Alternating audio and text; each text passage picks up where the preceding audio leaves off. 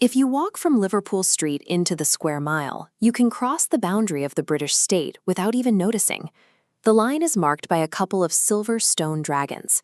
Inside that perimeter lies an entirely different political structure. Occasionally, you will see men standing outside the Guildhall in fur-trimmed robes and tricorn hats, wielding ceremonial maces. It reads as quaint, a piece of tourist heritage. But that pageantry is a working costume, clothing a highly active system of corporate government known as the City of London Corporation. This corporation operates completely independently. It runs its own police force, manages a massive private estate, and answers to an official called the Lord Mayor, a separate office entirely from the Mayor of Greater London, untouched by standard municipal authority. By maintaining this medieval aesthetic, the most concentrated hub of wealth in Britain has found a way to hide in plain sight. Everywhere else in the United Kingdom, local elections run on a simple rule: one person, one vote. The City of London rejects that rule. It runs a dual electorate, where a tiny residential population is paired with a dominant business franchise. This diagram shows how the math of that loophole works. If you run a bank, an investment trust, or a multinational law firm inside the city, your company is granted a block of votes based on the size of your workforce. The bigger your payroll, the more votes you get. As a result, corporate votes rapidly outnumber the actual human residents by roughly 3 to 1. The firms do not vote as institutional blocks. Senior management simply picks the individuals who will hold the votes, writes their names down, and registers them alongside ordinary citizens. They cast their ballots as private individuals. A corporate takeover of an electorate executed through dry, routine paperwork. This is not a forgotten historical accident. Parliament looked at this anomaly in 2002 and deliberately chose to overhaul and expand it, tying the corporate vote directly to modern workforce metrics. The Square Mile stands as the only place in the country where commercial and financial interests hold localized political power directly, written into law. The corporate electorate produces a governing council, which in turn elevates the Lord Mayor.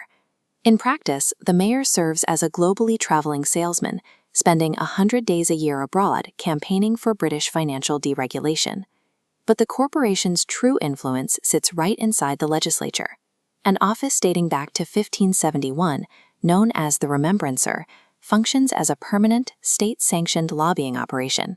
Staffed by in-house lawyers, it scans every piece of prospective legislation and briefs MPs to ensure the city's privileges remain untouched. Running a permanent political operation requires serious capital. The corporation pays for it using an 800-year-old, multi-billion-pound private fund called Cities Cash.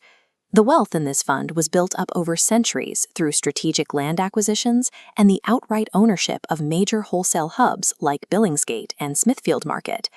Because Cities Cash is legally classed as private money, it holds a crucial exemption. It is completely immune to the Freedom of Information Act.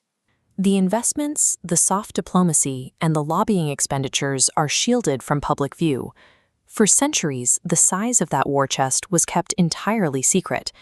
It took the sustained public pressure of the Occupy London protests in 2011 to force the corporation to release even summary figures, revealing an account holding billions. Strip away the pageantry, and you find a massive, privately funded lobbying machine masking itself as a humble local council, operating without democratic oversight. Campaign groups and backbench MPs occasionally demand reform, yet successive governments of every political stripe refuse to close the loophole. They are paralyzed by a three-pronged defense system. This diagram illustrates the first defense, the offshore spider's web. The city sits at the center of a network of crown dependencies and overseas territories. These satellite islands take in global money under conditions of strict secrecy and feed it directly back to the banks and asset managers in the Square Mile. No minister wants to poke at machinery that lucrative. The second and third defenses are much blunter. Banks possess the ability to shift operations to Frankfurt or New York at a keystroke, weaponizing the threat of capital flight. They reinforce that threat by pouring tens of millions of pounds in political donations into both major parties. Terrified of losing tax revenues and party funding, the political class has quietly accepted a compromise. They treat defending the city's bizarre constitution as identical to defending the national interest. The bill for maintaining this enclave falls entirely on people who have never even heard of the corporation. Economists track this damage through a concept known as the finance curse. The curse dictates that an oversized, hyper-protected financial sector actively degrades the broader economy. It hoards the software engineers and mathematicians who might otherwise build physical industries, and it demands quick asset stripping over patient, long-term investment. This chart maps the true cost. Researchers estimate that Britain's oversized finance sector drained roughly £4.5 trillion in lost economic output between 1995 and 2015. That is 2.5 years of total national output gone.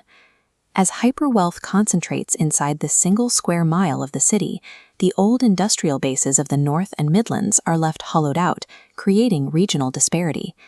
A bitter circularity takes hold. Protecting this specific, privileged enclave generates the economic inequality that fuels the political resentment, destabilizing the rest of the country. The survival of the corporation stands as an awkward test for the British state. If a country cannot impose standard democratic rules on the very center of its own capital, it has a glaring hole in its democracy. Reforming the city is not about tidying up a historical oddity. It is a decision about whether public policy is made for the citizens who live in the country or for the concentrated corporate interests making themselves at home at the heart of the state. The stone dragons mark where the city begins. There is no legitimate reason they should also mark exactly where British democracy ends.